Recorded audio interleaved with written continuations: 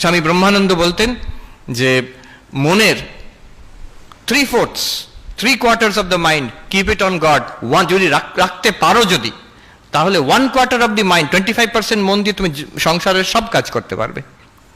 আমরা উল্টোটা করি, ঈশ্বরে মন রাখি না, 100% মন দিয়েও সংসারে কাজ করতে পারছি না আমরা। দ্য মাইন্ড ওই নরক করে দিচ্ছে জীবনকে একটা। So remember this two things, the quality of your life depends what you think about and how much you think about it. মনের কতটা অংশ সেখানে দিয়ে রেখেছো। And the mind in its own place can make a heaven of hell and a hell of heaven. আমি before we go into Q&A আর দুটো point আমি ছোট ছোট করে বলে দিই। It's important, not directly related to focus, কিন্তু বলা দরকার। একটা হচ্ছে স্বামী বিবেকানন্দ বলছেন ফোকাসের থেকেও আগে more important and enabling quality is faith in yourself. নিজের ওপরে আত্মশ্রদ্ধা, নিজের ওপরে বিশ্বাস। ওই স্বামীজির বিখ্যাত কথা, the old religion said he who does not believe in God is an atheist, the new religion says he who does not believe in himself is an atheist. নিজের ওপরে যে বিশ্বাস করে না যে আমি পারি, I can do it, I cannot, impossibleটা এর থেকে বাদ করে দিয়েছি আমার ভোকাবুলারি থেকে, সেই নাস্তিক, যে বিশ্বাস করে না নিজের ওপরে, সেই নাস্তিক। যে নিজের উপরে বিশ্বাস করে সেই আস্তিক। মহাত্মা গান্ধী বলছেন only he can believe in God who believes in himself.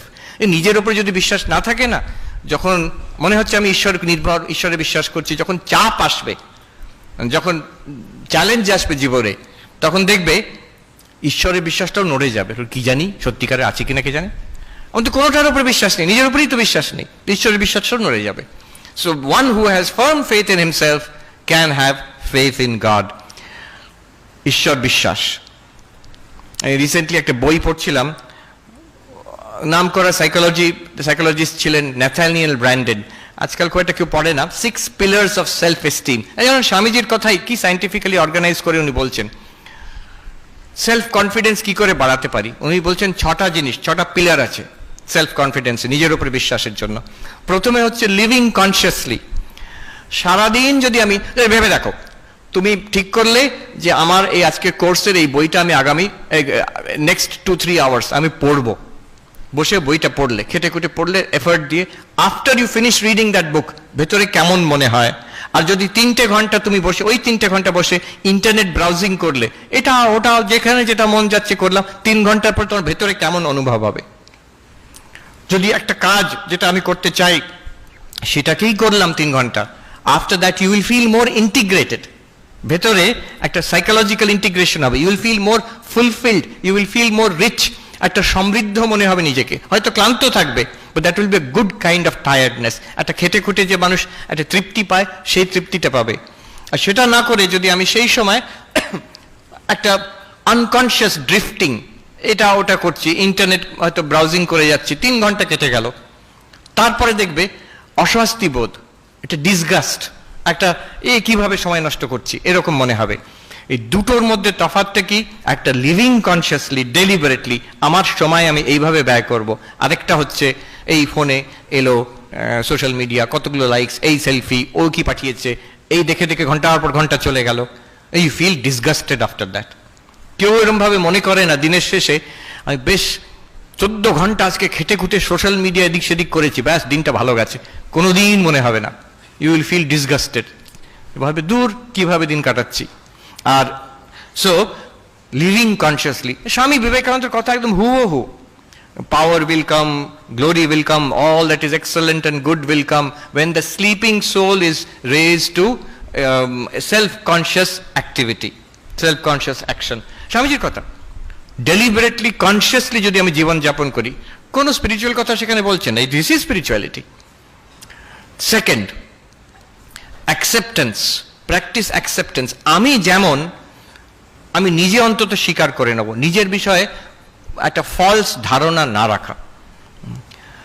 আমার এই দোষ ত্রুটি আছে, কাউকে বলার দরকার নেই, but I should be aware আমার এই উইকনেস আছে, আমার এই দোষ ত্রুটি আছে। Once I accept myself honestly, একটা ইন্টিগ্রেশন আসবে personality, and that makes you capable of development. উত্তরাখণ্ডে একজন বড় সাধু খুব ভালো কথা বলেছিলেন, अपना सच्चाई स्वीकार करना बड़ी भारी बात होती है নিজের বিষয়ে যে ট্রুথ বড় বড় কথা তো অনেক শুনলাম আমার কিন্তু অবস্থা এই রকম আমি অন্য কাউকে বলছি না নিজের অবস্থা আমি নিজেকে বুঝলাম then I can improve this is a very important একটা স্টেপ এইখানে ওই ব্র্যান্ডন সাহেব বলছেন প্র্যাকটিস সেলফ অ্যাকসেপ্টেন্স যে আমি এরকম আচ্ছা এবার দেখবো তাকে I can make it better আমার স্ট্রেংথগুলো one should not self sabotage one should acknowledge one's own strengths living responsibly practice living responsibly মানে দায়িত্বটা নিজের ওপরে নাও আমরা চট করে বিশেষ করে ওই দেশে আমেরিকাতে এখন এটা খুব চল হয়েছে অন্য সবাইকে ব্লেম তোমার এরকম অবস্থা কেন তুমি গাঁজা খেয়ে পড়ে আছো কেন বেশিরভাগ সময় গাঁজা খেয়ে পড়ে থাকে তো সবাই নয় অনেকে যদি সন্ধ্যেবেলা আমি যেখানে থাকি যদি রাস্তা আমি বেরোই না আশ্রম থেকে সন্ধ্যেবেলা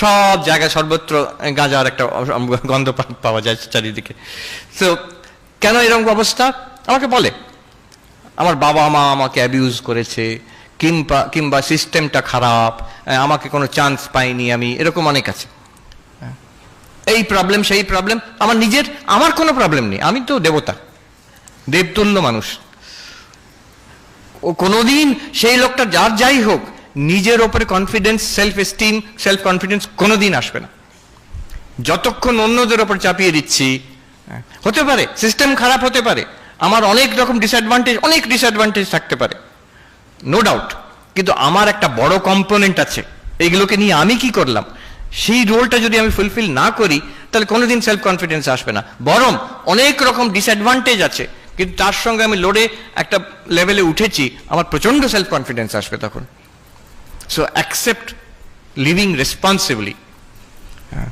তারপরে উনি বলছেন যে অ্যাসার্টিভ প্র্যাকটিস অ্যাসার্টিভনেস এটা আমাদের ইন্ডিয়ান ছেলে মেয়েদের একটু দরকার আমরা অনেকে ভালো ভালো ছাত্র আমি আমেরিকায় দেখেছি ভালো ছাত্র ভালো মানুষ ছেলেমেয়েরা ভালো ডিগ্রি নিয়ে এসেছে রিয়েলি কম্পিটেন্ট কিন্তু নিজের বিষয়ে একটু লাজুক ওখানে একটু পুশি হতে হয় শুধু ওখানে নয় এখন এখানেও so what you want to say please say what you want to say কথা ঘুরিও না তুমি যা চাইছো সেটা চাইতে পারো remember always the other person has the right to reject what you are saying other person has the right to say no to what you are saying that's there kintu be assertive don't be aggressive don't be manipulative but be assertive aggressive ekdike manipulative ekdike aggressive jara hoy onek shomoy shoktiman jara ekটু বুলি টাইপের হয় তারা aggressive হয় জোর jar করে চিৎকার চেঁচামেচি গায়ের জোরে করতে চেষ্টা করে আবার উল্টো হয় একটু চালাক টাইপের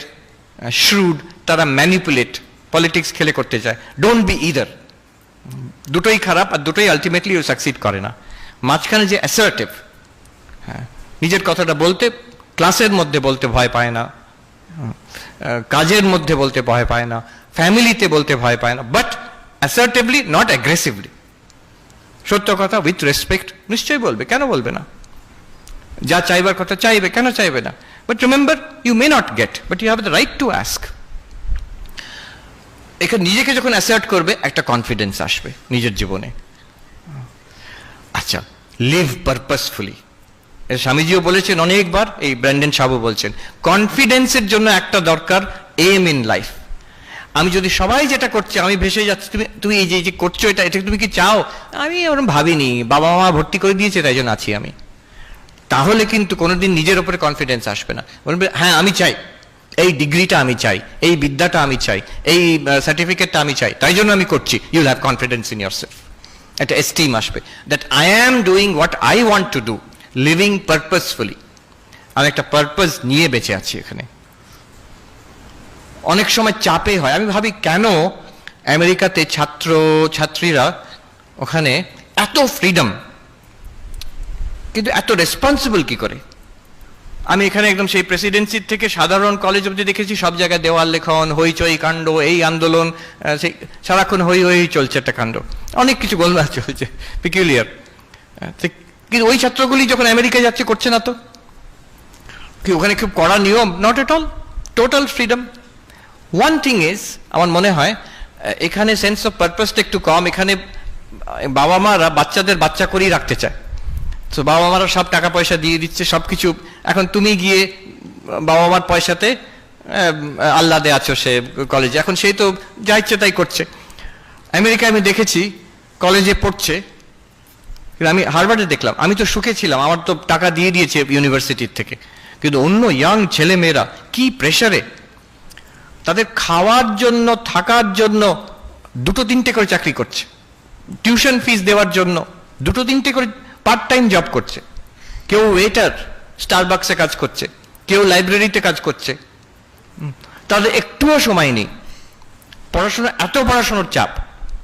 আমার তো পড়াশোনা করে আমি একদম সে ঘুরে বেড়াচ্ছি এখানে ওখানে, এই লেকচারে যাচ্ছি সেই লেকচার, ওদের সময় নেই। আর টেনশনও কম নয়, লোন নেওয়া আছে সেটাকে ফেরত দিতে হবে, এরপরে পিএইচডিতে চান্স পাবে কিনা, তারপরে কোথাও চাকরির চান্স আছে কিনা, এইভাবে। তো এই রেসপন্সিবিলিটি খুব কম বয়সে ওদের উপর রেসপন্সিবিলিটি আসে। So we also should have, আমাদের সোসাইটি যেদিকে যাচ্ছে কিন্তু ওই দিকেই যাচ্ছে, so you will also have to live responsibly. And finally most important, একটা সেন্স অফ পার্সোনাল ইন্টিগ্রিটি।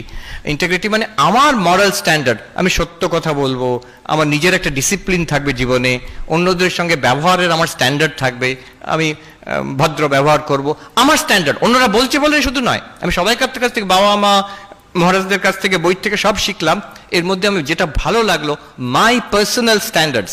আমার স্ট্যান্ডার্ডের নিচে যদি আমি নিজে হয়ে যাই, আমার ভেতর থেকে বিবেক বলতে থাকবে তুমি লোক ভালো নাও, তোমার দ্বারা হবে না।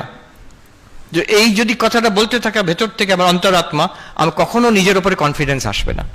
So always try to maintain a certain standard of integrity, of honesty to myself.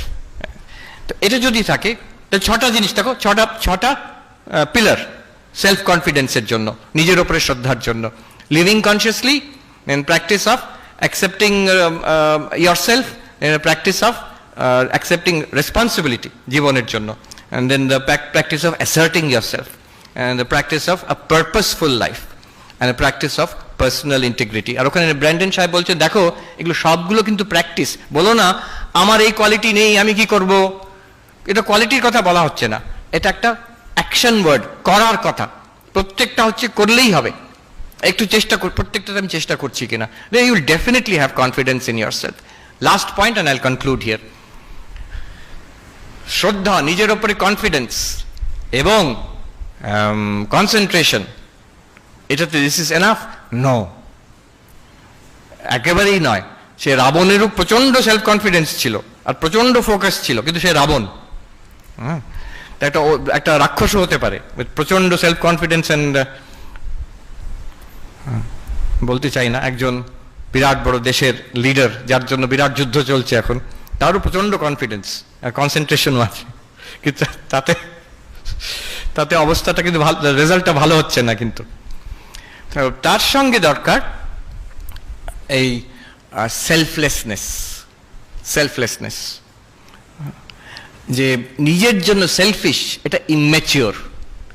যতটা সেলফলেস ততটা ম্যাচিওরিটি।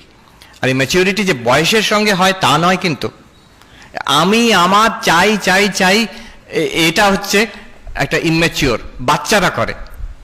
তারপরে যখন when you are teenager or come to your age, a certain amount of selflessness is expected.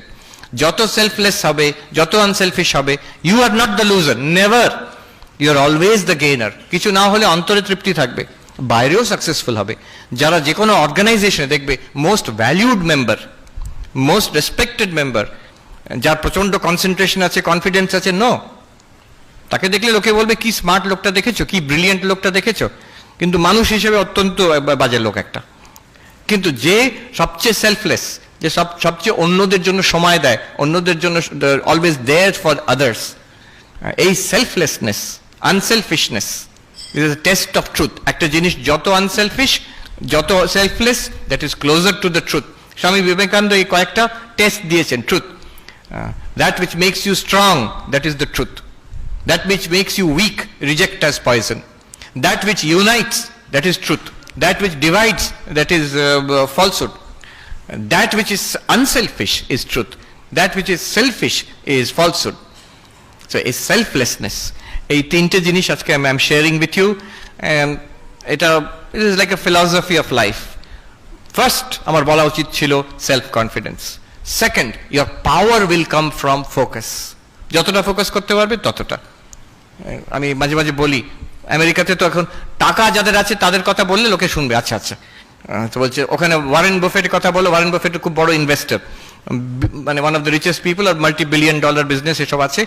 তো সবাই জিজ্ঞেস করে আপনার success story of success কি, সিক্রেট অফ সাকসেস, কি করে এত ধনী হলেন? উনি সবসময় বলেন, I can tell you, you can also do it, but I know you will not do it. কি সেটা? বলছে দিনে আমি 500 পাতা, অন্তত 500 পাতা পড়াশোনা করি, 500 pages a day. 500 pages a day কম কথা নয়।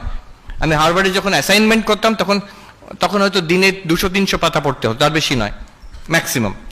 তো একটা মানুষ এখন 80+ ইয়ার্স বলছে আমি প্রতিদিন 500 পেজেস পড়ি, নিজের বিজনেস সম্পর্কে আর অন্য জিনিসও। এটা সবাই পারে, তোমরা করবে না আমি জানি, বলছি তোমাদের সিক্রেটটা। তো this is the thing, the focus, the power of intense focus. আমেরিকাতে হিরো হচ্ছে এইসব বিলিয়নিয়াররা। এখন ইলন মাস্কের নাম শুনেছো? ইলন মাস্ক শুনেছো? তো ওখানে ওইসব এরা সব হিরো। তো ইলন মাস্ক যখন ছোটবেলায় স্কুলে পড়তো তখনকার দিন ওই বই এনসাইক্লোপিডিয়া ব্রিটানিকা 2বার পড়েছে, পুরো এনসাইক্লোপিডিয়াটা। স্কুল স্টুডেন্ট বলে অন্তত তাই। স্বামী বিবেকানন্দ পড়েছিলেন, আমরা গল্পতে পাই। এই শরৎচন্দ্র বেলুর মঠে গিয়ে জিজ্ঞেস করছেন স্বামী বিবেকানন্দকে, এই এতগুলো মোটা মোটা বই একটা মানুষ জীবনে পড়তে পারে? তখন 10টা ভলিউম ছিল। তো স্বামী বিবেকানন্দ বলছেন তুমি কি বলছো, এর 9টা ভলিউম আমি পড়ে নিয়েছি, I am on the 10th, you ask me anything from the 9 volumes. তো শরৎচন্দ্র আবার বার করে করে জিজ্ঞেস করছেন র্যান্ডম, এখান থেকে ওখান থেকে, আর স্বামীজি প্রত্যেকটা আনসার দিলেন ঠিক ঠিক, কোনো কোনো জায়গায় কমা ফুল স্টপ অব্দি বলে দিলেন। তো শরৎচন্দ্র অবাক, কি করে সম্ভব? বলছেন by concentration and purity of mind it is possible. সবাই করতে পারে, অতটা না পারলেও অনেকটা পারি আমরা, যা পাচ্ছি তার থেকে অনেক বেটার হতে পারে। তো ইলন মাস্ক তো ও তো বলছে পড়েছে 2বার এনসাইক্লোপিডিয়া ব্রিটানিকা। তোমরা পড়তে আরম্ভ করো না, এনসাইক্লোপিডিয়া ব্রিটানিকা পড়তে হবে তা বলছি না, but the idea of focus. And third, very important, selflessness, little bigger than me. আর সেটা পরে হবে, এখন নয়, এখন তো আমি ছোট, আমি ছাত্র না, এখনই হবে, এখনই হবে। আমি একটা মজার ঘটনা বলে শেষ করি। আমি বিএড কলেজে ছিলাম, তো আমরা ইন্টারভিউ করতাম, যারা বিএড পড়তে আসবে তাদের ইন্টারভিউ করতাম। তো মজার মজার ঘটনা হতো মাঝে মাঝে। হ্যাঁ, আমার মনে আছে বাংলার ইন্টারভিউ হচ্ছে, একজন ক্যান্ডিডেট এসে বসেছেন, তাকে প্রশ্ন করা হচ্ছে, আচ্ছা বলো তো ষড় গোস্বামীর নাম বলো। তো সেই ছেলেটি, মাস্টারমশাই, বাংলার মাস্টারমশাই, সে বলছেন রূপ। আমাদের দিকে তাকাচ্ছে ঠিক হচ্ছে কিনা। সনাতন, আর মনে পড়ছে না। তারপরে বলল জয় গোস্বামী, যিনি বাংলার মাস্টারমশাই, উনি উফ। তো সেইখানে একজন ক্যান্ডিডেট এলেন, বিরাট লম্বা দাড়ি, এরকম ঝাঁকড়া ঝাঁকড়া চুল। আমরা দেখে তো অবাক হয়ে গেছি, কি ব্যাপার? বলছে আমি কালীর সাধক। তাই? তা আপনি কি করেন মাস্টারমশাই? বলছে আমি রাত্রিরে কালী কীর্তন করি। আমাদের ওয়ার্ডেন মহারাজ যিনি ছিলেন, উনি বললেন যে বাবা তুমি এখানে যদি এরকম করো তো অন্য ছাত্ররা তোমার পেছনে লাগবে, তুমি থাকতে পারবে তো হস্টেলে? ও খুব মিষ্টি ভাষী, উনি বলছেন, ওই বলছে যে আমার কোনো অসুবিধে নেই মহারাজ, ওরা থাকতে পারবে কিনা সেটা সন্দেহ আছে। এত কনফিডেন্স নিজের উপরে। কিন্তু পরবর্তীকালে দেখা গেল ওনার এত সুন্দর ব্যবহার, এমন লিডারশিপ, সব ওই ব্যাচের, এখনো অব্দি আমি মনে রেখেছি, হ্যাঁ, সব ছাত্ররা আজ অব্দি ভুলতে পারেনি তাকে। সে সবাইকার জন্য always ready to help everybody, সবাইকার সঙ্গে মিষ্টভাষী। Within few days he became the leader of the entire batch. যত আমাদের কাজ, জগদ্ধাত্রী পুজোর খাওয়া টাওয়া সব কিছু উনি দায়িত্ব নিয়ে করে, আর একবারও রাগ করা নয়, বিরক্তি নয়। আর অদ্ভুত দেখলাম, সবাই ওর কথা শোনে, সবাই। কালীর সাধনা কিছু ব্যাপার আছে বলে মনে হচ্ছে, কিন্তু ওই আনসেলফিশ, সব সময় সবাইকে সাহায্য করার জন্য। কারোর শরীর খারাপ আছে, কারোর কিছু দরকার, ও ছুটে গিয়ে আগে আগে করবে লিডারশিপ। এখন স্কুলের হেডমাস্টার আছেন বলে আমি শুনেছি। এই বলে আমি শেষ করছি। Thank you very much for inviting me here. Thank you.